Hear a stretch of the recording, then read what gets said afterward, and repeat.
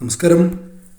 18 പുരാണങ്ങളിൽ ഒന്നായ ഗരുഡ പുരാണത്തിന് ഹിന്ദുമതത്തിൽ പ്രത്യേകമായ പ്രാധാന്യം തന്നെയുണ്ട്. ജീവിതത്തെ മനസ്സിലാക്കുവാനും സുഗമമായി ജീവിക്കാനുമായി ഗരുഡ പുരാണത്തിൽ ചില പ്രധാനപ്പെട്ട കാര്യങ്ങൾ പരാമർശിച്ചിട്ടുമുണ്ട്. ആരെങ്കിലും മരിച്ചാൽ ഗരുഡ പുരാണം പാരായണം ചെയ്യുന്നത് വളരെ പുണ്യകരമാണ് എന്നാണ് വിശ്വാസം. ഗരുഡ പുരാണം ഒരു വ്യക്തിയെ സൽക്കർമ്മങ്ങൾ ചെയ്യാൻ പ്രേരിപ്പിക്കുന്ന ഒരു പുരാണം കൂടിയാണ്. ഇതിൽ ജീവിതവുമായി ബന്ധപ്പെട്ട എല്ലാ നയങ്ങളും പരാമർശിച്ചിട്ടുമുണ്ട്. അതിൽ നിങ്ങൾക്ക് ആത്മീയതയുടെ പാത കാണിക്കുന്നതിനും നിങ്ങളുടെ ജീവിതത്തെ മാറ്റാനും കഴിവുമുണ്ട്.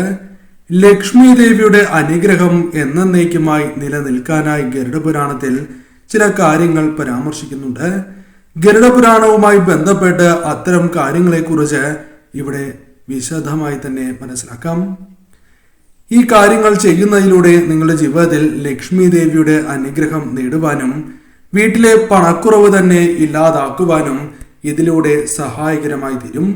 ഏവരും ഓം മഹാലക്ഷ്മിയെ നമ എന്ന് കമന്റ് ബോക്സിൽ രേഖപ്പെടുത്തുവാൻ ശ്രമിക്കുക. ഏവരും ഒരു നിമിഷം സാക്ഷാൽ മഹാലക്ഷ്മി ദേവിയെ വന്ദിക്കുക. നാം ചില തെറ്റുകൾ വീടുകളിൽ ചെയ്യുന്നത് അതീവ ദോഷകരമാണ്. പ്രത്യേകിച്ചും മഹാലക്ഷ്മിയുമായി ബന്ധപ്പെട്ട കാര്യങ്ങൾ. മഹാലക്ഷ്മി ദേവിയുടെ അനുഗ്രഹമുള്ള മഹാലക്ഷ്മി ദേവിക്ക് തുല്യമായ ഒന്ന് തന്നെയാണ് പണം. ദേവിയുടെ അനുഗ്രഹം ഉള്ളിടത്ത് പണം നാൾക്ക് നാൾ വർദ്ധിക്കുന്നതുമാണ്. അതിനാൽ ചില തെറ്റുകൾ പണവുമായി ബന്ധപ്പെട്ട് നോട്ടുകളുമായി ബന്ധപ്പെട്ട് ചെയ്യുവാൻ പാടുള്ളതല്ല. ഇപ്രകാരം ചെയ്യുന്നതിലൂടെ നിങ്ങൾക്ക് ലഭിക്കേണ്ടതായ ധനം പോലും നഷ്ടപ്പെട്ടു പോകുന്നതിനോ അകന്നു പോകുന്നതിനോ കാരണമായി തീരും. ആ പ്രധാനപ്പെട്ടതായ തെറ്റുകളെ കുറിച്ച് മനസ്സിലാക്കാം. നിങ്ങൾ ചെയ്യുന്നുണ്ട് എങ്കിൽ ഇത്തരം തെറ്റുകൾ അറിയാതെ ചെയ്തു പോകുന്നവരാണ് എങ്കിൽ തീർച്ചയായും അത്തരം കാര്യങ്ങൾ ഒഴിവാക്കുക. ഈ കാര്യങ്ങൾ ചെയ്യുന്നതിനോടൊപ്പം നിങ്ങൾ വെള്ളിയാഴ്ച ദിവസങ്ങളിൽ മഹാലക്ഷ്മി ദേവിയെ പ്രത്യേകമായി ആരാധിക്കുന്നതും ദേവിക്ക് 5 തിരിയിട്ട ഭദ്രദീപം അതും നെയ്വിളക്ക് തെളിയിച്ച് പ്രാർത്ഥിക്കുന്നത് ആ വീടുകളിലേക്ക് മഹാലക്ഷ്മി ദേവിയുടെ കടാക്ഷം അനുഗ്രഹം ഇരട്ടിപ്പിക്കുന്നതിന് സഹായകരമാണ്. ഇന്നേ ദിവസം ദേവിക്ക് ഫലവർഗ്ഗങ്ങൾ, മധുരപലഹാരങ്ങൾ, പായസം ഇത്തരം കാര്യങ്ങൾ സമർപ്പിക്കുന്നതും പുഷ്പങ്ങൾ സമർപ്പിച്ച് പ്രാർത്ഥിക്കുന്നതും അത്രമേൽ സവിശേഷമാണ്. ആ വീടുകളിൽ നാൾക്കുനാൾ സാക്ഷാൽ മഹാലക്ഷ്മി ദേവിയുടെ അനുഗ്രഹം, കൃപാ കടാക്ഷം വർദ്ധിക്കുക തന്നെ ചെയ്യും. അതിൽ ആദ്യത്തേതായി പരാമർശിക്കുന്നത് അലക്ഷ്യമായി ഒരിക്കലും നോട്ട് അല്ലെങ്കിൽ നാണയമാണ് എങ്കിലും വയ്ക്കാൻ പാടില്ല എന്നതാണ്. ഇപ്രകാരം സൂക്ഷിക്കുന്നത് മഹാലക്ഷ്മി ദേവിയെ അപമാനിക്കുന്നതിന് കാരണമായി തീരും എന്നാണ് പറയുക. അല്ലെങ്കിൽ അതിന് തുല്യമായ ഒരു പ്രവൃത്തിയാണ്. അതിനാൽ ഒരിക്കലും അപ്രകാരം നിങ്ങൾ ചെയ്യരുത്. നോട്ട്, അത് വലിയ നോട്ടിന് മുകളിലായി ചെറിയ നോട്ട് വയ്ക്കുക. കോയിനുകളാണ് എങ്കിൽ സെപ്പറേറ്റ് ആയി വയ്ക്കണം. ഇപ്രകാരം ചെയ്യുവാൻ ഏവരും പ്രത്യേകം ശ്രദ്ധിക്കുക. ആർക്കും എളുപ്പത്തിൽ ചെയ്യുവാൻ സാധിക്കുന്നതായ ഒരു കാര്യം തന്നെയാകുന്നു. നോട്ടുകൾ താഴെ വീഴുകയാണ് എങ്കിൽ തൊട്ട് പ്രാർത്ഥിച്ച് ക്ഷമ ചോദിച്ചതിന് ശേഷം വീണ്ടും എടുത്ത് വയ്ക്കുക. പലരുടെയും കൈകളിൽ നിന്നും നോട്ട് താഴെ വീഴുന്നതാണ്, കോയിനുകൾ താഴെ വീഴുന്നതാണ്. ഇപ്രകാരം ചെയ്യുകയാണ് എങ്കിൽ ക്ഷമ ചോദിച്ച് വന്ദിച്ച് തീർച്ചയായും നിങ്ങൾ വീണ്ടും വയ്ക്കുക. നോട്ട് വയ്ക്കുന്നത് എവിടെയാണോ അവിടെ തന്നെ വയ്ക്കുക. കന്നിമൂലയ്ക്ക് വളരെയധികം പ്രാധാന്യമുണ്ട്. പലപ്പോഴായി പരാമർശിച്ചിരിക്കുന്ന കാര്യമാണ്. എന്നിരുന്നാലും ഈ കാര്യത്തിന് അത്രമേൽ പ്രാധാന്യമുണ്ട്. പണം സൂക്ഷിക്കാൻ ഏറ്റവും ഉത്തമം ഒരു വീട്ടിൽ കന്നിമൂലയാണ് എന്ന് തന്നെ പരാമർശിക്കാം. എന്നാൽ നിത്യോപയോഗത്തിനുള്ള പണമാണ് എങ്കിൽ നിങ്ങൾക്ക് നിത്യവും ആ പണം എടുക്കണം എങ്കിൽ വടക്ക് വശത്ത് നിങ്ങൾ സൂക്ഷിക്കുക. അല്ലാത്ത പണമോ ആഭരണമോ ആണ് എങ്കിൽ പോലും അത് കന്നിമൂലയിൽ നിങ്ങൾ സൂക്ഷിക്കുക. നാൾക്ക് നാൾ അത് വർദ്ധിക്കും. അല്ലെങ്കിൽ അത്തരം കാര്യങ്ങൾ നിങ്ങളിൽ നിലനിൽക്കുവാൻ അത് സഹായകരമായി തീരും. അതോടൊപ്പം അല്പം പച്ചക്കർപ്പൂരം വയ്ക്കുന്നതും ശുഭകരമാണ് എന്ന കാര്യം ഓർക്കുക. കീറിയതും കേടായതുമായ പേഴ്സുകളിൽ ഒരിക്കലും പണം നിങ്ങൾ സൂക്ഷിക്കാൻ പാടുള്ളതല്ല.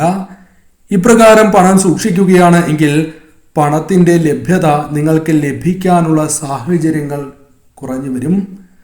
നിങ്ങൾക്ക് ഇരട്ടി ലഭിക്കേണ്ട ഇടത്ത് അതിൽ താഴെയുള്ള ധനമായിരിക്കും കൈകളിലേക്ക് വന്നു ചേരുക. അതിനാൽ പലപ്പോഴും ധനപരമായ പ്രയാസങ്ങൾ അനുഭവപ്പെടുന്നതാണ്.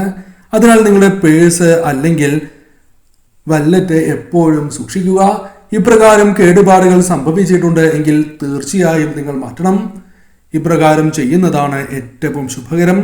കൂടാതെ 1 രൂപ നാണയമെങ്കിലും എപ്പോഴും പേഴ്സിൽ ഉണ്ടാകേണ്ടതാണ്.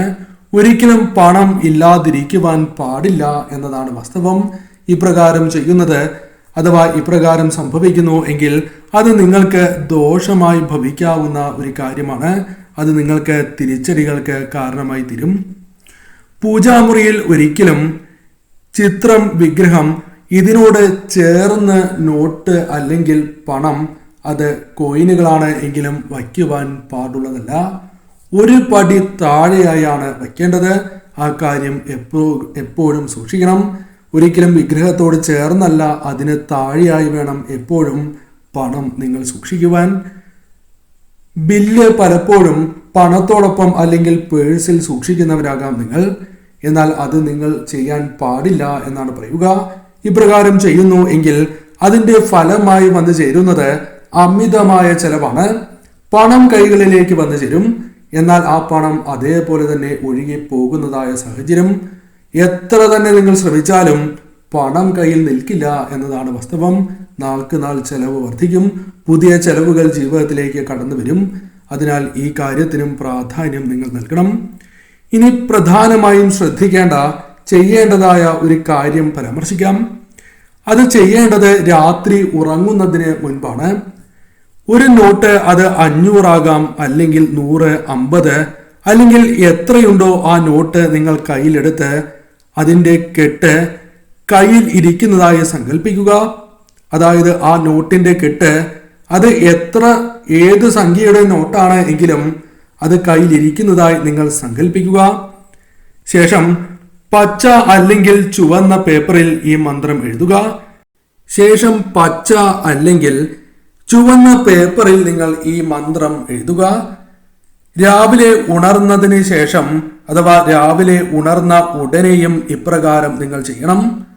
മന്ത്രം ഇപ്രകാരമാണ്: ഓം ശ്രീം സർവധനമ്മേ ആകർഷയ നമഃ എന്നാണ്. ഓം ശ്രീം സർവധനമ്മേ ആകർഷയ നമഃ എന്നാണ്. ഈ മന്ത്രം തീർച്ചയായും നിങ്ങൾ പേപ്പറിൽ എഴുതുക.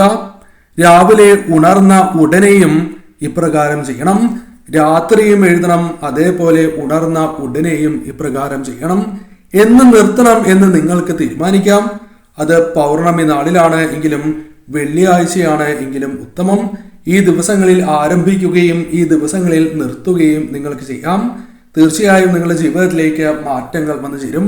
ലക്ഷ്മി ദേവിയുടെ അതിശക്തിയാർന്ന മന്ത്രം പണം ആകർഷിക്കുവാൻ സാധിക്കുന്നതായ മന്ത്രം കൂടിയാകുന്നു. ആ മന്ത്രം തീർച്ചയായും നിങ്ങൾ നിത്യവും ജപിക്കുന്നതും ലക്ഷ്മി ദേവിയുടെ അനുഗ്രഹം ആ വ്യക്തികളുടെ ജീവിതത്തിലേക്ക് കടന്ന് വരുന്നതിന് സഹായകരമായി തീരും. മഹാലക്ഷ്മി കടാക്ഷം നാൾക്ക് നാൾ വർദ്ധിക്കും. എന്നാൽ ശ്രദ്ധിക്കേണ്ടതായ ഒരു കാര്യം, പൂർണ്ണ വിശ്വാസത്തോടെ തന്നെ നിങ്ങൾ ഇപ്രകാരം ചെയ്യുക. നിത്യവും ഓരോ തവണയാണ്, 1 തവണ വെച്ച് ഈ മന്ത്രം എഴുതുക. രാത്രി കിടക്കുന്നതിന് മുൻപും രാവിലെ ഉണർന്ന ഉടനെയും. ഈ കാര്യത്തിന് മാറ്റം സംഭവിക്കരുത്. മുടങ്ങാതെ ചെയ്യുക. നിർത്തേണ്ടതായ ആ ദിവസം, നിങ്ങൾക്ക് സാധിക്കുന്നതായ ആ ദിവസം നിർത്തുക. മഹാലക്ഷ്മി അനുഗ്രഹിക്കുക തന്നെ ചെയ്യും.